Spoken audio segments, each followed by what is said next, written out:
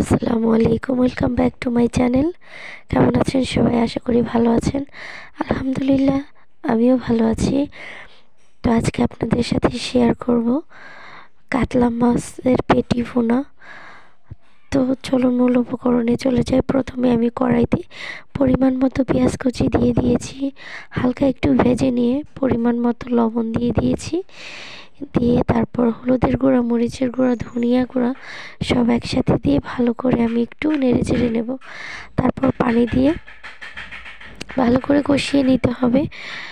কষিয়ে নিয়ে এখানে আমি কোনো বাটা মশলা ব্যবহার করব না, শুধু হলুদের গুঁড়ো, মরিচের গুঁড়ো, ধনিয়া গুঁড়া দিয়েই রান্না করব। তারপর আস্ত কাঁচামরিচ আমি মাঝখান থেকে দু টুকরো করে দিয়ে দিয়েছি। তারপর একটা আলু কেটে মাঝখান থেকে টুকরো করে নিয়েছি, স্লাইস করে নিয়েছি। তো এটাকে ভালো করে কষাতে হবে। ভালো করে কষিয়ে নিয়ে তারপর আমি টমেটো দিয়ে দিব। টমেটোটা দিয়ে বেশিক্ষণ কষাবো না, বেশিক্ষণ কষালে টমেটোটা গলে যাবে।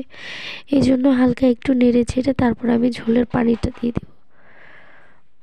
তো আমার ভিডিও আপনাদের ভালো লেগে থাকলে অবশ্যই লাইক, কমেন্ট, সাবস্ক্রাইব করবেন। যারা অলরেডি করে ফেলেছেন তাদের সবাইকে অসংখ্য অসংখ্য ধন্যবাদ।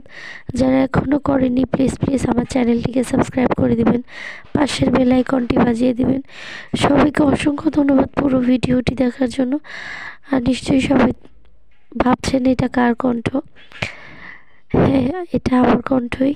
আমার প্রচণ্ড ঠান্ডা লেগেছে, গলা ভেঙে গেছে, কথা বলতে পারছি না, তারপরেও কাজ তো করতেই হবে, তাই না?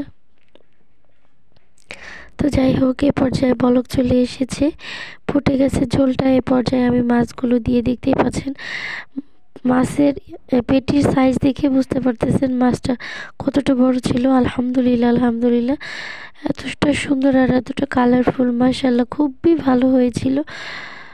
তো পুরো ভিডিওটি দেখার জন্য সবাইকে অসংখ্য অসংখ্য ধন্যবাদ। আর আমার চ্যানেলের কোনো ভিডিও ভালো লেগে থাকলে অবশ্যই সাবস্ক্রাইব করে দেবেন, শেয়ার করে দেবেন। সবাইকে আবারও ধন্যবাদ জানিয়ে, তো দেখতে পাচ্ছেন আমার রান্নাটি প্রায় হয়ে গিয়েছে। আর একটু ধনিয়া পাতা ছাড়া তো সব তরকারি এই শীতের সিজনে সব তরকারি অপরিপূর্ণ। তো ধনিয়া পাতাটা দিলে মনে হয় কি সব কিছুই ঠিকঠাক আছে। আলহামদুলিল্লাহ আলহামদুলিল্লাহ। তো পরবর্তী ভিডিও দেখার আমন্ত্রণ জানিয়ে আজকের মতো এখানেই বিদায় নিচ্ছি। সবাই ভালো থাকবেন, সুস্থ থাকবেন। তো পরবর্তী ভিডিও দেখতে হলে অবশ্যই আমার চ্যানেলের পাশেই থাকবেন। সুস্থ থাকবেন, ভালো থাকবেন। আসসালামু আলাইকুম।